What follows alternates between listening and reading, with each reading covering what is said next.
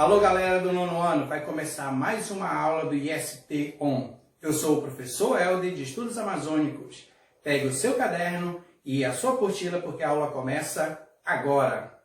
O nosso primeiro assunto deste segundo bimestre é migrantes na Amazônia. Não dá para falar de Amazônia sem pensar nos imigrantes que aqui tiveram. A história da própria Amazônia, ela se confunde com a história dos migrantes aqui na região. Se você parar e pensar, desde o século XVI, os europeus estão chegando aqui na região. Observe o mapa. Os europeus sempre tiveram muito contato com o norte da África e a partir do século XVI eles começaram a dominar grande parte e toda a África, na verdade, até chegar na Ásia. Então você pode observar nesse mapa histórico que a África ela já está bem delineada, mas em relação à América a história já era outra. Mas se sabia ou tinha ideia de terras aqui na região. Tanto é verdade que em 1494, as duas maiores potências da época, que era Portugal e Espanha, acabaram assinando um tratado, o Tratado de Tordesilhas. Toda a terra a leste era terra de Portugal e toda a terra a oeste era terra de Espanha. Se você observar o mapa histórico, você vai ver que a Amazônia ainda ela não está desenhada da forma que nós conhecemos. Apenas o litoral está delineado no mapa. Mas o tratado está lá.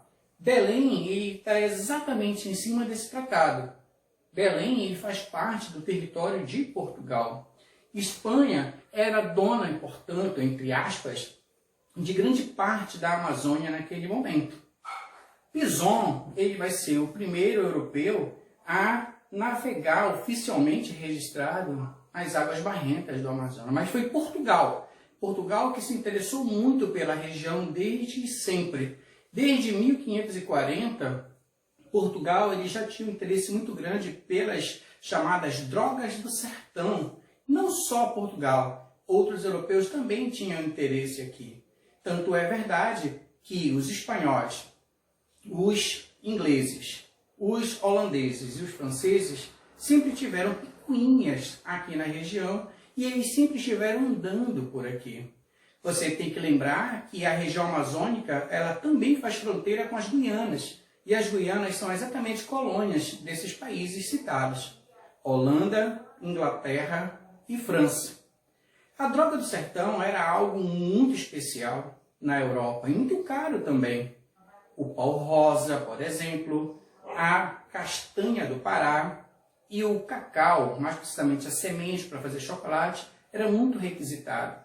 Então você acaba entendendo por que esses países acabaram fazendo uma guerra, uma luta pela região. E no processo de imigração eles acabaram chegando aqui e se relacionando com os nativos, os chamados nações indígenas. Não é isso? Vale lembrar também um ponto importante desse processo, que entre 1580 e 1640 vai acontecer uma coisa chamada União das Coroas Ibéricas. Nesse processo, Portugal perdeu a sua coroa e o rei espanhol acabou dominando todo o Império Português. Nesse sentido, não havia mais necessidade do Tratado de Tordesilhas. É quando há a expansão portuguesa em relação à Amazônia. Um ponto muito importante ser lembrado. Tanto é verdade que desde 1616, portanto, no período da União da Coroa Ibérica, Belém é fundada o Forte do Presépio, tá bom? Então, um ponto importante também da chegada dos europeus aqui é em relação à língua. Se você observar esse próximo slide, já é um outro momento histórico onde um português muito importante na economia, sobretudo, de Portugal, mas também na política interna e externa de Portugal, um português chamado Marquês de Pombal vai dividir o território português, que é o Brasil aqui na América, em dois estados. Você vai ter o estado do Brasil e você vai ter o estado do Grão-Pará e Maranhão. Marquês de Pombal instituiu que a única língua a ser falada aqui no seu território seria o português. Nem a língua indígena poderia ser falada, porque ela era também considerada estrangeira. Então, o inglês, o francês, o holandês não era permitido, nem mesmo a língua indígena, somente o português. Daí então, o território brasileiro como um todo acabar falando português. Aqui na Amazônia, em outras regiões também, mas sobretudo aqui na Amazônia, você vai ter mescla dessas línguas, o que nós vamos chamar então de língua normal. Esses europeus eles vão acabar trazendo um outro grupo, que é um grupo também muito importante para se pensar em relação de migração. Mas temos que tomar cuidado. Os africanos não são migrantes propriamente ditos. Eles foram arrancados do seu continente. Eles vieram para cá para serem usados como mão de obra. Então ela também está ligada à economia em certo sentido. Mas se a gente pensar, este africano que veio para cá, para a Amazônia, ele veio desde o século XVI e se torna escravo até o final do século XIX, 1888, e de forma legal havia o tráfico negreiro até 1850, com a Lei Eusébio de Queiroz. Então, nesse processo, o Brasil vai acabar se tornando um dos países que mais vai receber este grupo étnico, os africanos. E por muito tempo se achou que aqui na Amazônia não havia um grupo étnico africano muito grande. Mas desde a década de 70, se percebeu que os africanos têm um papel fundamental na formação cultural e religiosa na região amazônica. Se você pensar, nós temos o Lundum, por exemplo, com uma forma de expressão musical e de dança aqui na região. Você também tem a questão da própria religiosidade muito forte. Vale lembrar que esses negros que vêm da África são negros que têm uma diversidade de várias regiões, seja da parte atlântica, seja da parte sul, central ou leste. Eles vão trazer também uma gama de cultura. Você vai ter muçulmanos, você vai ter, por exemplo, também a cultura Vodun, que é a cultura matriz, a religião matriz, por exemplo, do candomblé, da umbanda, tambor de Minas, que são religiões de matriz africana aqui no Brasil. Então, esses negros têm um papel fundamental, apesar, como eu falei agora há pouco, que eles não são migrantes propriamente ditos, mas eles acabam chegando na região e fazendo ali uma fusão com a cultura local muito importante. Um outro ponto importante nesse processo de migração é em relação ao período da borracha aqui na Amazônia. A partir de 1870, sobremaneira, até 1912, esse produto vai ser um produto muito importante para a economia nacional, internacional e local. É um produto que vai acabar trazendo um fluxo migratório muito grande para cá, para a região. É o chamado ouro negro, por causa das petecas, das bolas de borracha que eram negras. Aqui é uma imagem de um barracão e aqui são as petecas de borracha para ser vendidas, trazidas na verdade para Belém, e a partir daí vai ou para os Estados Unidos ou para a Europa, sobremaneira para a Inglaterra.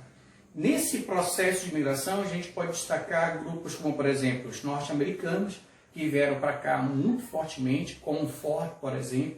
Inclusive fundaram vilas importantes, como, por exemplo, a vila de...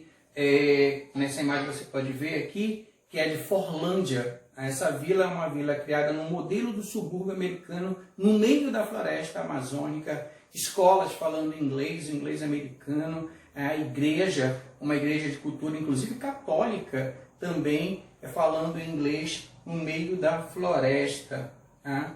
Voltando aqui no slide, você também tem processos de imigração muito importante de dois grupos. Na verdade, você tem aí esses europeus e você vai ter um grupo interno, que serão os nordestinos. Entre os nordestinos, destacadamente, o cearense. A gente pode destacar dois momentos desse processo migratório dos cearenses para cá, para a região, em relação à borracha.